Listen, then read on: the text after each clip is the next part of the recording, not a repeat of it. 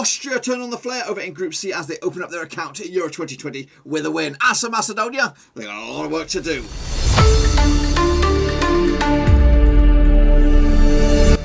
That's right, folks, back once again in another match review, looking back at the opening day match out in Group C between Austria and Macedonia, and we'll get to that in just one second. If you're new to the channel, where the heck have you been, boys? Smash your subscribe and get your bag up to date with all things Euro 2020 related, Blackburn Rovers related, whoa, football related, we're going to know here.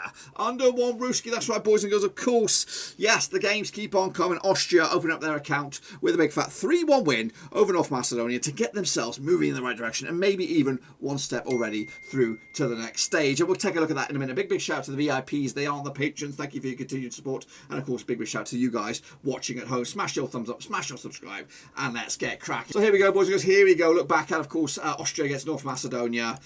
Did take place at, where was it? Bucharest, I think. 3-1 win in the end for Austria. Stefan Lainer with probably the goal of the tournament so far. Definitely the assist of the tournament. Good diagonal ball from the left hand side to the right hand side, and up popped Stefan Lainer to smash it on home. Of course, North Macedonia were in this game and they gave themselves a good credit for themselves when Goran Pandev took made quick work of a goalkeeper mistake, which gave them an equaliser on the 28th minute. At half time, it stood easily paused 1-1 apiece, and of course it looked like it was going to go that way. North Macedonia, good account for themselves, of course, just shy of 37% possession, 63% possession for, of course, the Austrians. But yes, it wasn't to be for North Macedonia, unfortunately losing in the end 3-1 with goals from Gregoritsch on the 78th minute. Before we wrapped it all up, substitute, super sub. In fact, both of those were two super subs, as of course Arnautovic came on to grab the absolute cherry on top to make it 3-1 on the 89th minute. So 12 shots on the day, 10 for, of course, Macedonia. Kicking off forward, 10 of those were on target, 7 for North Macedonia, 2 off target, 3 off target for North Macedonia. Take a look at some closer, some statistics then. Of course, 84% success rate with, of course, the Austrians passing, 73% for North Macedonia, and of course 7 travels apiece. Aerial battles were won by the Austrians as well, and we'll have a look at the shot grid in just a second. The amount of touches, 748 for Austria, 521 for North Macedonia, 557 passes to 327. Of course, offside just the once, Austria, not too shabby. Here is that shot grid right here, right now. Of course, the Austrians are represented by the orange. The North Macedonia is represented by the blue. Austria have got a lot of action in the box. A great bit of goalkeeping from North Macedonia's keeper to keep them in it. Austria's keeper, of course, with a mistake. Not too pleasant. Giving them the goal in the end. Pandev quick on it. Even though he's 36, he's got reflexes like a cat. And he managed to put the ball in the back of the net to give them a little bit of hope. But again, not good enough. Overall, the cream rose to the top today. Austria were just too good in the end. They made the changes, killer substitutions, super subs. And that's right here, right now, I'm calling it. I'm calling it Austria contenders to win the group quite comfortably. We'll see how the Dutchies fare. Quick timer draw after this one. Quickly at the heat maps then. As you can see, Macedonia is a bit sporadic here. A lot of the ball, a lot of possession being kept in that defensive third. Preferring to come down the left-hand side. Not very strong on that right-hand side. A lot of avenues. Not really touched here. A lot of terrain not touched. As for the Austrians, as you can see, playing the ball all over the place. And getting a lot of coverage, which ultimately ended in a 3-1 win.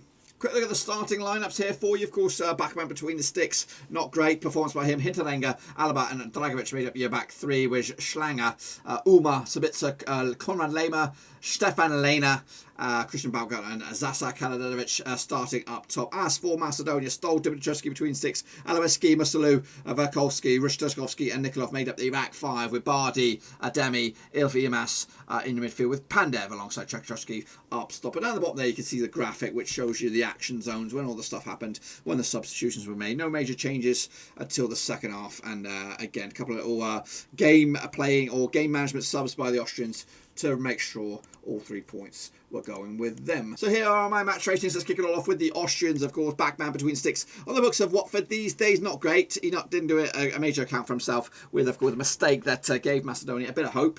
What else do I have here? We've got Hinteregger with a 6, Alaba with an 8. He looked good. He played in midfield today, which is apparently where he plays for his country. Dragovic with a 6, Schlanger with a 5, Stefan Lainer with a 7, Andres Uma with an 8, Massaos Zabitzer with a 7, Konrad Lehmer with a 7, and starting on a 6, and Kajanovic up top with a 5. Not really, it wasn't until the subs came on that they looked a threat up top. As for Macedonia, still Dimitrievski with a 6, Mussolini with a 5, Petrovsky with a 5, Ristovsky with a 5, Alievski with a 7, Nikolov with a 5, Ademi with a 5, Ilmas with a 5, Bardi with a 7, Tchaikovsky with a 5, and Pandev with an 8. You know what? He was feeding off scraps, but he looked a real handful, and that's why Genoa will keep on playing him, even at the ripe old age of 37. A quick look at the substitutions now.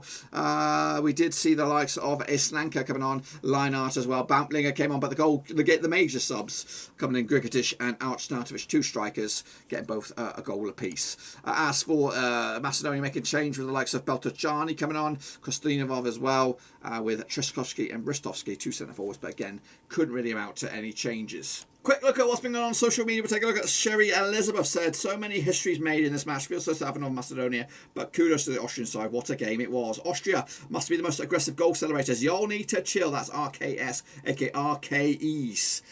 You would say. Husa said the first win on European Championship for Austria. The first match win on European Championship since 30 years. That's Husa.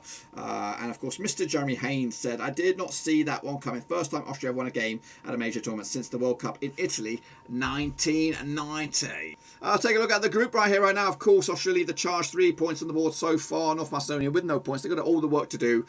They've got a winnable game on the horizon up against the Ukraine. And guess what? If they do win that, they're right back in the thick of things. What, of course, does not work for them is their goal difference. -2 at the moment. Austria do have +2, and that will hold them in good stead moving forward. So the next stuff for North Macedonia is Ukraine. That's on Thursday. Then it's the Netherlands on the Monday, the 21st of June. Same kickoff as the other final game, which we'll talk about in a minute. Austria will take on the Dutchies next Thursday on that one, and of course wrap up against Ukrainians on that same kickoff on Monday, the 21st of June. So what do you think about that? Were you impressed with the Austrians? Were you disappointed with the North Macedonians? Of course, they both came in here with a bit of a shroud of concern, or we didn't know what we were going to get. Austria showed that they've got some players in them, some attacking nous, and again some smart moves from the touchline, from the gaffer as well, playing the big boys in the second half when maybe North Macedonia were a little bit weakened.